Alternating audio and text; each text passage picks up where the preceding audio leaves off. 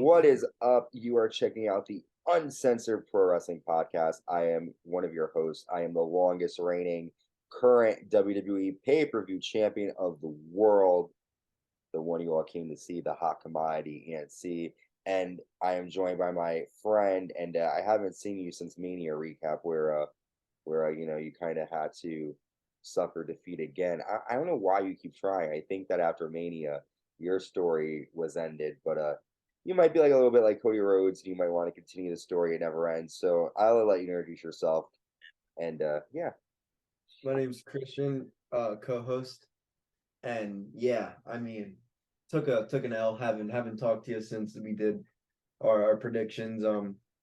I really thought Sheamus was gonna win. Uh, I didn't expect Ray to win. I thought I felt like, and we'll talk more. Well, we kind of already did, but like whatever. But like, I mean, like we'll talk more because like Dominic is on this show with Ray. mm-hmm. But I don't know. Like I feel like Ray could have taken the L and given it, but it was good. It was a good match. I do agree with you. I think Gray could have lost, and it could have helped propel That's Dominic, what but fucked me over, really. that would have. I mean, but however, when we will I, get to Dominic, he has the biggest heat. So I mean, he has the biggest future out of all the young wrestlers, man. oh, 100% with that. I agree. So this is the first SmackDown after WrestleMania 39 from April 7th, 2023, live in Portland, Oregon. And we start out the night with a tag match, the Brawling Brutes taking on Imperium. And this is a very good tag match. Let's go over some of the notes here for some of the match. Gunther applies a sleeper on, it's not a tag match, it's a six-man tag, sorry. Gunther applies a sleeper on Butch, who breaks, he seems to like rip at Gunther's fingers. I want to say he breaks his fingers, but he rips at them. Ridge Holland nails an Alabama slam to Kaiser and gets a 2 count. Sheamus nails Gunther with a running power slam and the white noise, which gets a 2. These guys had a huge 3-man match at WrestleMania. To see them still go at it a couple nights later is impressive. Sheamus gets the win after nailing a Bro kick to Giovanni Vinci, and he gets a 3 count. Brawling Brutes get the win. Could we see Sheamus versus Gunther? It looks like Drew McIntyre's out of the picture. Can we get that at Backlash in Puerto Rico? And what you Maybe, think of the match? maybe. I don't know. They haven't really talked too much about it yet, but I don't know what we're gonna get at Backlash. I we don't want to see. I think Gunther has to defend that Intercontinental title. Um, I just think he's gonna retain it. And question is, who's he gonna fight? Are we gonna see another triple threat? Or are we gonna see a Sheamus? Or what? I don't know what we're gonna see. So it's interesting. Maybe we get a 6-man tag match with Imperium and the Brawling Brutes, and I don't know what the fuck. Again? Whoa, hey, didn't that Backlash? We got some stupid tag team match last year with like the Bloodline versus like Riddle, Orton, and whoever it was. So I mean, maybe that could happen again. But I think the thing about Backlash, like about like when you ask, are they gonna save for Backlash?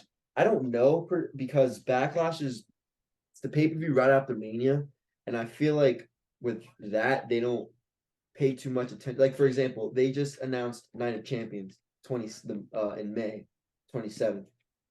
SummerSlam's in August. I don't know. They're promoting SummerSlam really, really hard. There's a lot of rumors. Yeah, it's also early. It's August 5th. It's It's early. really early, man. And I'm tired of these monthly pay-per-views. That's why I don't know what's gonna happen. I'm tired of these monthly pay-per-views. I like the way AEW does it when they do pay-per-views every other month or every other month. It leaves us interesting. It leaves us watching Raw or SmackDown. In my example, Dynamite every week. And then we know what's probably going to happen at the pay-per-view. So them WWE having pay-per-views every month, it's kind of hard. So I don't know. I think we're gonna get some sort of a 6-man tag. Nothing's gonna be defended. Yeah. So you think we'll get like the same match that we got? Pretty much. We could. I would like to see maybe Butch compete against Gunther. I mean, I know he might not win, but at least it's a different. Like I know Sheamus is a great wrestler, but at this point he's lost 3 times. Like it's time to do something different. But good And the match. match was a banger anyway, so Yes, I you don't agree. need to have another one. No Intercontinental title matches with Gunther and them is beating the one they had at Mania. So I think he's had Dave Meltzer has given him like I think like all of his matches have gotten like 5 stars, like in terms of like title oh, defense. that doesn't fucking surprise me. That's his boy. Fuck Dave Meltzer. Not a fan. Well, I will say that I am doing a little thing. I'll plug this here. We're doing a best of matches of 2002 to start off our best of series, and I'm doing it by the ratings of Meltzer. And I will say, so far the matches that I've been watching have been really good. So, I mean, I do think there's some people that he favors, and obviously Japanese wrestling is like always. If you look, it's always like the number 1 or number 2 matches. That's But why he loves Kenny Omega so fucking much. yeah, it's a little, sometimes it can be a little annoying when someone's constantly throwing someone down your throat. But let's move on. We have Paul Heyman and Solo Sikoa backstage, and Kayla asks Paul Heyman why Brock Lesnar attacked Cody Rhodes, and Paul pretty much dodges the question. Jey Uso shows up looking for Jimmy, and Paul tells him that Jimmy's not here because Roman wanted him to stay home so main event Us can solve the Sami Zayn problem on your own. So then Jay leaves and Paul tells so either Jay solves the Sami Zayn problem tonight or you solve our problems. So is that a threat to say that Solo, if Jay doesn't do this, you're gonna have to take out your brother? Or is that just saying like, you're gonna have to take out Sami? That's hard. I don't know where the bloodline stands with Jay, honestly. I don't know where Jay stands with them. We now that they've lost those fucking titles, it really is really I'm really starting to think I don't think I think the bloodline will turn on Jay for him like even talking to Sami, anything. We know deep down Jay still wants to be Sami's friend, blah blah blah. He doesn't hate Sami. He's just there because of his family. It's hard because again, if they had those titles, I would be here saying Jay strong with the bloodline, blah blah blah blah. But Yep. am I wrong? Didn't Jay get pinned? Let me look quick. I'll tell you right now. If Jay got pinned, then that's even that's even a I bigger. think so because I think Kevin hits um I think Kevin hits Jimmy with a stunner and then Sammy hits Jay with a third haluva kick. I think he pins him. That's right. So, Um I mean, he loses them the title at WrestleMania. So I mean, I don't know. I might be crazy, but I wouldn't be surprised if we saw in the future maybe like a KO and Sami Zayn and Jey Uso versus like Solo Sikoa, Jimmy, and Roman. Won't be surprised if we see Civil that. War within the bloodline. I do, and I think Night of Champions maybe they split the titles. Well, Night of Champions will reach Roman's 1,000 day as champion. And I have a feeling they will, knowing money, maybe he'll lose it there in Saudi Arabia, in another country. I mean, Well, what are they gonna do with the tag? What are they gonna do with the tag team titles? Sami can't even go. mm-hmm. They probably won't. Why they're doing? Look, everyone's bitching about like off topic real quick. Everyone's bitching about Endeavor buying WWE. Imagine the Saudis bought it, which they were. Yeah. It would have been, but I don't know. They need to split the titles up, and they need to have either Jimmy go solo, Jay go solo. But we have the draft coming up, right? So maybe Exactly. Yes, but okay, the bloodline. They won't do the draft. I'm telling you right now, and they're gonna do this with the Judgment Day. I'm sorry to get off topic, but they are going to do this. They're not. I have a feeling they're going to draft them as a bloodline. I feel like they're going to draft the Judgment Day as the bloodline. They're gonna draft LWO as LWO. as like a team, not as You can't put them on different brands. You just can't. I don't. That's just me personally. But with the draft, and the reason I say that is because I don't know. I think Jay, remember that whole thing they did in 2020 with the Thunderdome? They need that in front of the audience. And the time to do that is now, while Roman is more dominant than he was when he first formed the bloodline.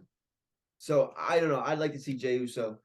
sort of be the one to break. I mean, he was the one that sort of first went at Roman in the beginning, but that would be interesting to see the whole storyline of like the Civil War and who sort of which side you're going to be on. Interesting, very good take. I'd be excited for that. Well, let's move on. We have Ricochet defeating Ivar with Valhalla.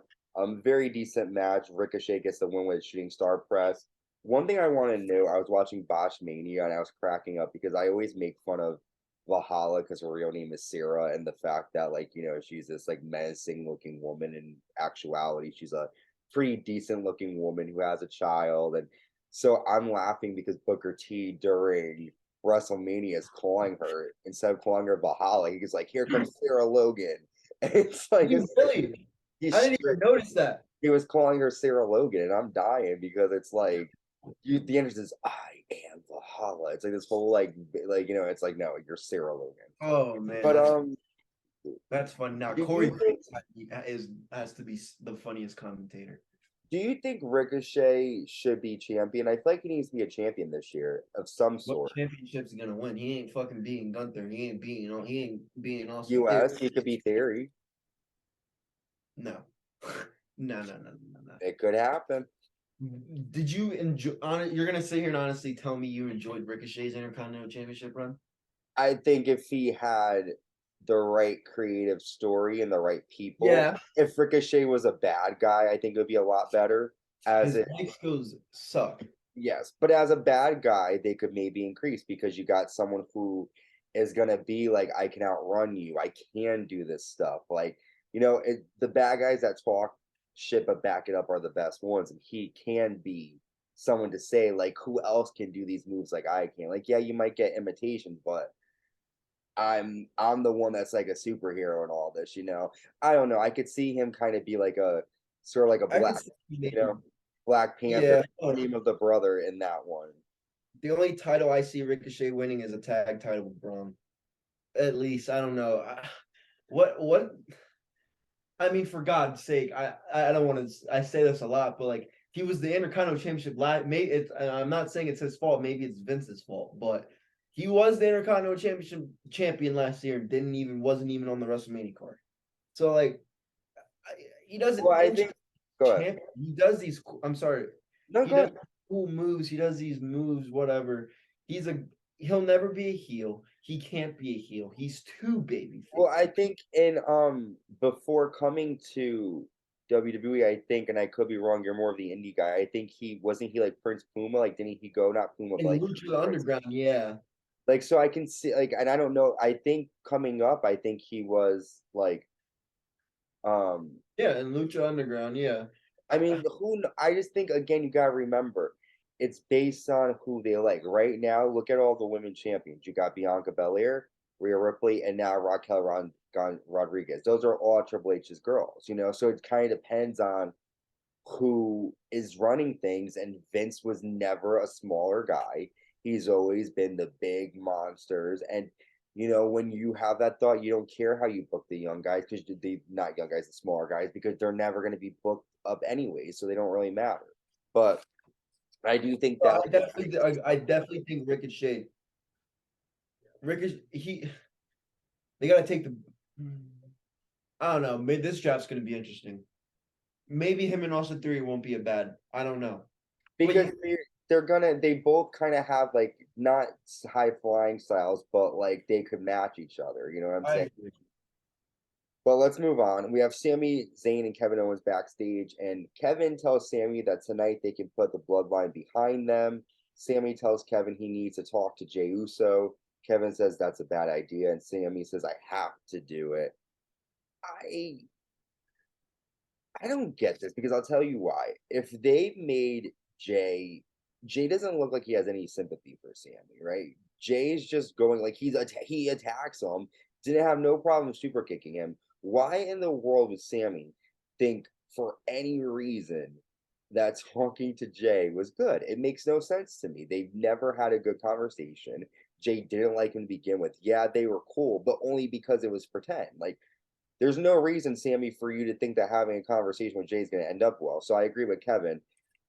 I hear your thoughts earlier, so I mean, if you want to add to, you can. But I think you think they're going with this whole Civil War sort of angle, where it's like, can they break Jay? Can they make Jay leave the bloodline? And I kind of agree what you're saying because Jay didn't like Sami No. for the longest time, and it was more Jimmy really that embraced Sami. Mm-hmm. I don't know. I just want to know why Jay likes Sami so much. Yeah, I don't understand it. And that's the thing that they're missing. If there was a piece of it that like we missed, then maybe, but like the whole entire time he's always been like, don't trust Sammy, don't trust, and he was proven right. I mean, and not saying that Sammy's not valid in doing what he did, but he called it. He said he's gonna be the one to end it. So all right, we have Raquel Rodriguez and Liv Morgan taking on Shotzi and Natalia. And I kind of spoiled things here for you earlier, but pretend I didn't say anything. Liv and Raquel get the win after Liv nails an Oblivion to Shotzi. Really, this match is just here to promote Raquel and Liv for their match on Raw against Becky and Lita. But do you like Raquel and Liv as a tag team? I mean, it's a different tag team. I definitely think. Look, I'd rather have those two girls have the titles than Lita and fucking Becky, but I do think those two girls should be singles competitors, and I think Sky and Kai should have the titles again. As boring as it was, and as much as they didn't defend it or really show it or whatever, they're the only real tag team in that division. Yeah. Well, what happened to Ronda and Shayna? They won at Mania. Like, where did they go? Where the hell did they go? They won the match. I mean, and after the Profits won, they got a title shot right away against KO and Sammy. I don't know if it was a title shot, it was a regular match. What the hell happened? I mean, well, all right, let's move on. Question. I didn't even think of that. Right? Like they won the match and they're gone. Nothing to say because I didn't even I totally forgot. They literally just put there for Mania. I want to see those two turn each other so fucking bad. Now that they have the deal and they can show UFC, they can involve the UFC with it. Oh my god, this is the time. Take Holly Holm could train Shayna because Holly beat Ronda.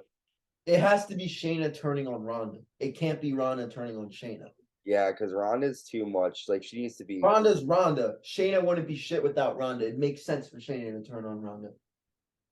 Well, that would be exciting. I've always wanted to see the two of them go at it. I've always wanted to see those two. I wanted to see the four horsewomen of MMA against well, Marina Shafir is a fucking joke who can't do shit. So she's on the lower card in AEW on Dark. And who gives a fuck about Jessamine Duke? Never did. She's off doing her Twitch streaming shit. So I can't. Well, I watched The Ultimate Fighter that season, and they don't. Shayna was the only one that impressed me.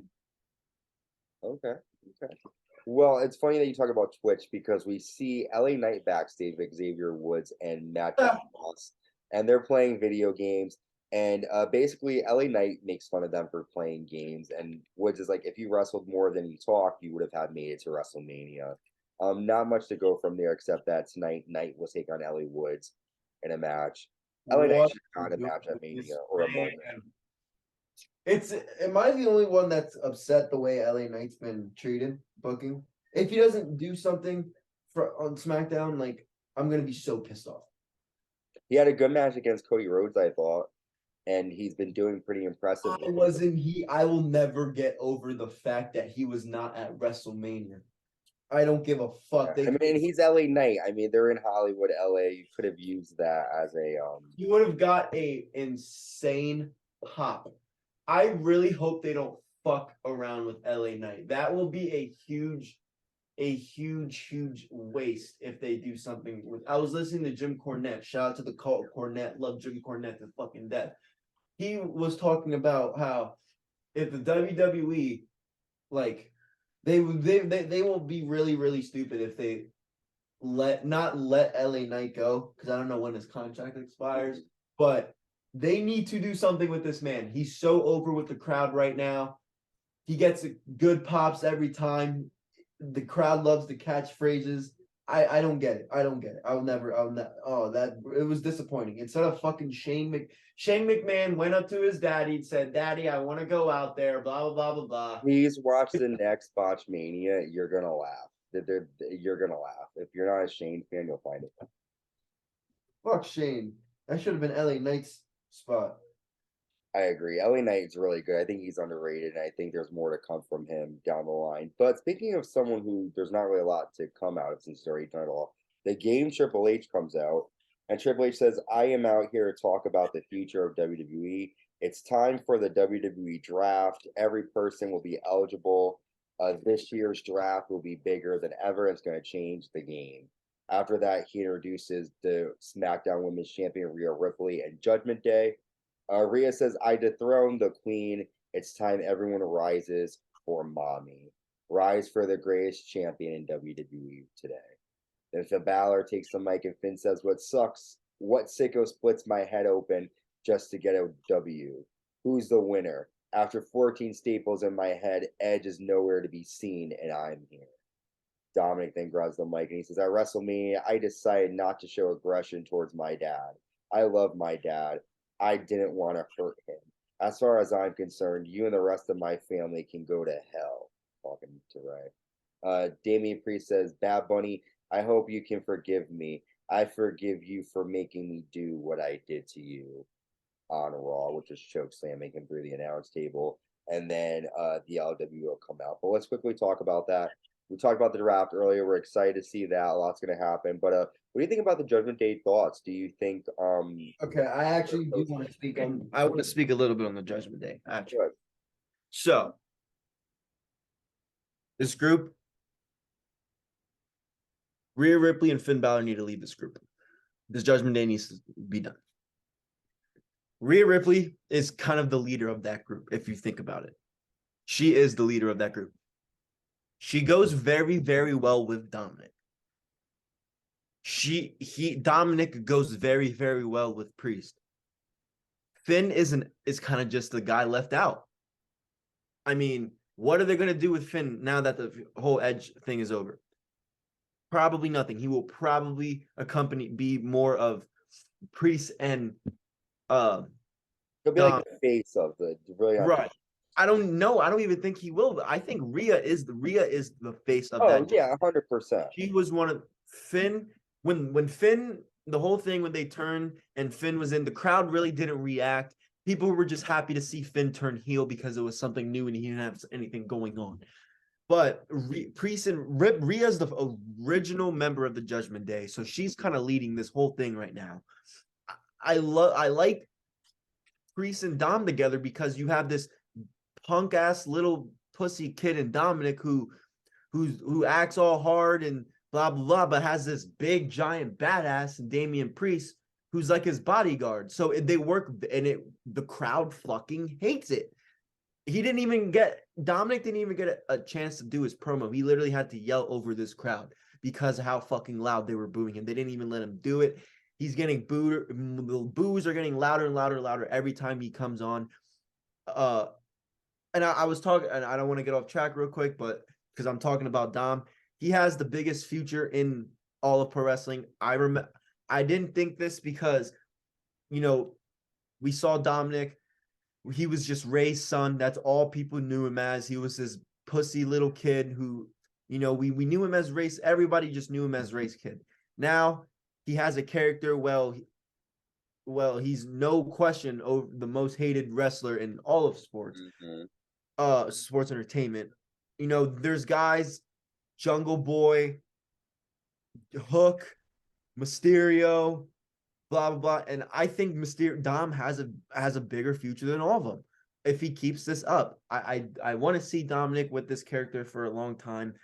I do think Rhea does need to lead this group as well, but I really like her and Dom. They do so well together. It works. I don't know. The Judgment Day, they still have a lot to do before any of that happens, but it's just kind of what I've been thinking about them over the past couple of weeks. But again, I love Priest and Dom together. Love Rhea and Ripley and Dom together. It's just Finn to me. It's just that outside guy that has. I don't know what the fuck they're gonna do with him at this Yeah, point. I think I agree with you. Like the whole point of this group sort of started with Edge, and now that the rivalry's over, it's kind of like okay, like now that you guys are a team, but like what do you? It's gonna be like them against the LWO, which is obvious. It looks like it's gonna happen. But like I'm after all for that, it.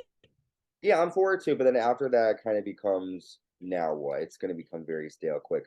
Let's talk about this match. So we have Judgment Day, which is Damian Priest and Dominic Mysterio. They defeat Rey Mysterio and Santos Escobar after Rey takes control, but Priest hits the South of Heaven to Santos. During the match, thing I want to note is Zelina Vega hits a really cool Hurricane Rana to Rhea Ripley outside, which I'm a big Zelina Vega fan, so rooting for her to get a title shot. Not that she necessarily deserves it, but hey, she took down the champion. After the match, though, Rey Mysterio drop kicks Damian Priest and pretty much ends up standing tall. Decent match, but again, we kind of just talked about it. It looks like it's going to be Well, LWO versus Judgment Day. sorry to cut you off. I didn't No, mean go ahead. No, you're good. Keep going. No, that's it. It just looks like it's Oh, going to be LWO and Judgment Day. I think the I think they need to do that at. Hear me out. Santos Escobar. This is going to be the main event at Backlash. It's not going to be no title shot, no women. This is going to be the main event. Mysterio, Bad Bunny, and Santos Escobar versus Priest, Dom, and Finn. Fun fact: Finn's wife's Puerto Rican. Mm-hmm. So you didn't know that. Anyone didn't know that. So he got that little Puerto Rican in So him. that flavor in them, 100%. Got Dom, Priest, obviously, Bad Bunny, Santos, Ray, obviously That's a Latino. big money match. I'm all fucking for it. Obviously, me being, Spanish, Latino as well. I love all these fucking Boricua, wrestlers. baby. They're doing it. I think it's gonna be the main event. But this match was kind of like you said. I thought, like you said, I thought Zelina Vega. I wouldn't mind if maybe they did a little bit of a mix because Zelina Vega is Puerto Rican as well. Mm-hmm. So But have her have a title match against Rhea. She doesn't have to win. I mean, let her. Oh yeah, I mean, that would be cool. That'd be cool. have her fight in Puerto I'd like to Rico. see that. I feel like all the Spanish wrestlers. Vega. They need to do something with Vega Priest for sure. But I think this is gonna be the main event just because again, all Latino match. They're in Puerto Rico. Why not? Bad Bunny. So I think it's gonna be a good main event. I think they should do the LW. That will be LWO versus They should do like the rights to LWO, and that's how. Yo, I want them Wouldn't to that be cool if rights they did that? And then, or it's like loser has to join the all you team. hear is that so Viva. And it's that nice little vibe. Oh my dude, I loved it. I love the LWO's theme song. Well, that shit, man. That was Eddie's theme song W too. WCW was the shit when they wanted to be. Oh my So god. So speaking of shit, we have Sami Zayn. No, you're fine. Go ahead. No, go ahead. I was just gonna say I'm surprised their theme song was like that like I don't know. I feel like they would have Eddie's theme song was like rap, like very like this is just more like a relax, like I don't know. Like I loved it. I loved it. But yeah, let's I go. love the shirts and everything. I have to go back and listen to the theme song, honestly. It's just that. I have to let me see. Let me hear it. Hang on. What is this? Oh, hang on. La raza. Technical difficulties, folks. Hang on. If I can find it. Okay, let's see. I wish they brought Andrade for this. I wish Andrade wasn't in AEW. So it's just like it's like maracas and like different Yeah. musical instruments set to the beat of the New World Order. Okay, respect. Okay, respect. Well, listen, I would love to see that. I've always wanted to see a group in WWE that was, Latino based, respect to the culture and all those. So yeah, so that would be fun. Puerto Rico. I mean, I feel like they're not pumping this up. This is the first time that WWE has done a pay-per-view in Puerto Rico since 2005. That's the only. I mean, legit the only time they've done it, and they're really just like, oh yeah, we're going back. Like, come on, this is a big deal. Like, Hey man, it's backlash. If this was Dave would have fuck Saudi Arabia. Do not I have champions in know. Puerto Rico. I would have definitely. I'm just like I don't know. Anyways, so Sammy's backstage. He confronts Jey Uso. He tells Jey that it doesn't have to be like this. But then we hear Kevin Owens screaming, and we see Solo standing above him with a crate on top of Kevin's leg, and Sammy tries to help him. And then we move on to our match, which is Sami Zayn taking on Jey Uso. Decent match. Solo ends up hitting Sami Zayn with a Samoan spike, and Jey nails a super kick and gets a 3 count. After the match, Solo headbutts Sammy and punches him. Solo goes for a spike, but Jey stops him. Jey nails a super kick, and then Matt Riddle runs down and makes the save. So Matt Riddle getting involved to even the score for Sami Zayn. What do you think of Matt Riddle getting involved? And again, they're teasing. It looks like Jey, stopping him was like, oh, but then Jey super kicks him. What do you think? Why is Matt Riddle gotta get involved? I understand. Yes, they took him out. They took out Randy. It would make sense if you get attacked by somebody, the first person you go after. But no, I don't want to see him. Like when I heard Bro on the run after WrestleMania, I was like, oh my God. Like I wasn't even excited. I was like, Jesus. Like I love Matt. I used to like Matt Riddle. But like he's corny now with that. Like, I don't know. I feel like Randy made him funny because Randy was that serious guy and Matt Riddle's just that stone doofus dipshit. But I don't know. Matt Riddle doesn't really interest me. So yeah, really no cool element to it. No difference. I agree. Well, with a minute and a half left, why don't you tell me before we wrap up, what was your moment of the night from this week's episode of SmackDown? Probably just seeing, a little bit more of the feud with the LWO, just because I'm really happy that they're doing their thing again. So, and it's led by Rey Mysterio. And if you watch, I'm actually watching it currently around that time where I'm actually rewatching WCW on Peacock. I'm current. Last night I watched where, like Ray doesn't want to or didn't want to join the LWO, but joined the LWO. Blah blah blah. So like now that he's leading it again, tributing to Eddie, it's good to see. It's amazing. It's cool. It's like, I like it when they go back to nostalgia. It makes sense. It ties everything up. For me, my moment was seeing Zelina Vega perform that Hurricane Rana. No, it's not super special, but we're gonna be in Puerto Rico, baby. So represent Zelina Vega. With that, I want to thank you guys for tuning in. Christian, thank you for joining me. We will be back next week with our Raw and SmackDown recaps. Stay safe, y'all, and stay uncensored. Bye.